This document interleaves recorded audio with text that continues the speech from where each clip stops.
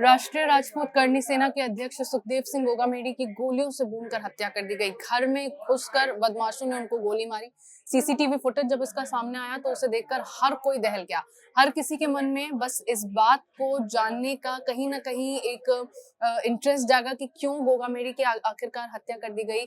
क्या ऐसा हुआ कि बदमाश उनके घर में घुसे और इतनी सारी गोलियां मारकर निर्मम हत्या गोगामेडी की कर दी गई। हर तरफ ये सवाल उठता रहा। अब गोगामेडी की हत्या मामले में जो जांच कर रहे हैं उसी कमेटी में एक सीनियर पुलिस अधिकारी ने इस पूरे मामले में बताया है कि आखिरकार गोगामेडी की हत्या किन कारणों की वजह से की गई है। पुलिस अधिकारी ने उस फोन कॉल के बारे में बताया है जिससे गोगामेडी और लॉरेंस बिश्नोई गैंग के बीच दुश्मनी काफी ज्यादा बढ़ गई थी।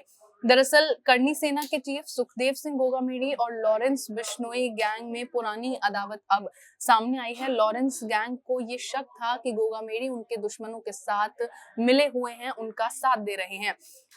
बात साल 2022 की है। साल के अंत में अपराधी राजू ठेहट की हत्या कर दी गई थी। इस मर्डर के बाद गैंग ने शेखावटी में दहशत फैलाना शुरू कर दिया था।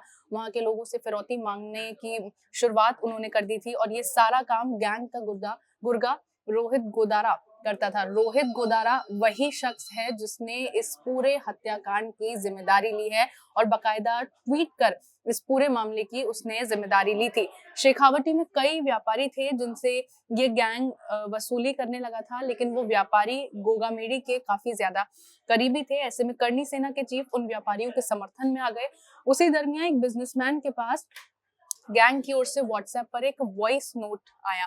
मैसेज भेजने वाला कोई और नहीं था, रोहित गोदारा ही था। उस मैसेज में रोहित गोदारा ने साफ तौर पर धमकी भी दी थी और 50 लाख रुपए की फिरौती भी रोहित गोदारा की ओर से मांगी गई। हालांकि जब इस पर जवाब नहीं दिया गया तो फिर से गैंग की ओर से एक फोन कॉल उस बिजनेसमैन को आया और उस फोन पर भी रोहित गोदारा ने बात करते हुए धमकाया और साफ कहा कि हाँ या ना में जवाब दो, दोबारा कॉल नहीं आएगा। और 50 लाख रुपए की फिरौती की रोहित गोदारा की ओर से मांग की गई थी।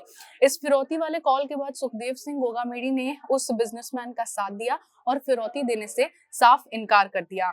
पुलिस अधिकारी की ओर से जो बात बताई गई है, इन सभी के अलावा और भी कई मामले ऐसे थे जिसमें गोगामेडी लगातार लॉरेंस गैंग का विरोध करते हुए नजर आए थे और इन्हीं विरोधों के चलते, इन्हीं वजहों के चलते गोगामेडी और लॉरेंस गैंग के बीच की जो दुश्मनी थी वो बढ़ती चली गई, जिसका नतीजा ये हुआ कि रोहित गोदारा ने घर में घुसकर गोगामेडी की हत्या करवा दी। जो निर्मम हत्या गोगामेडी की, उसके बाद लगातार बवाल मचा हुआ है। करनी सेना की ओर से, राजपूत समाज की ओर से लगातार प्रदर्शन किया जा रहा है और जल्द से जल्द आरोपियों की गिरफ्तारी की मांग की जा रही है और उन्हें फांसी की सजा दिए जाने की मांग की जा रही है।